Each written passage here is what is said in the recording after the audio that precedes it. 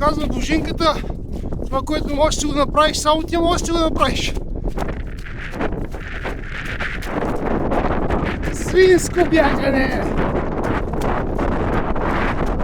Снеговете се топят, уважаеми съдебни заседатели. Това обаче никак не ми помага. Да вече мога да се бяга да госта. Ей, тук гледам стъпките на някакъв луд, който е бягал надолу. И сега някакъв същия луд бяга нагоре. Тук сме в гората. Яко!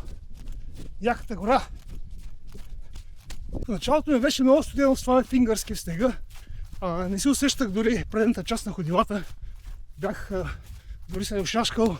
Спомнях си за някакви такива алпинистки случаи на ампутиране пръсти и това. Даже за малко се върна, спрях на около 3 км и мислех да се върна. Си казах, ето сега е момента за отговорното решение. Обаче беше на кантар. Реших да продължа и в момента краката ми се топли. Как стана това ми? Поръстичах се, малко дадох леко спринт, подскочих това. Може би снега се попромени, вече не е толкова мокър в гората и нещата се оправиха. Сега краката ми се топли, стъпвам смело в снега.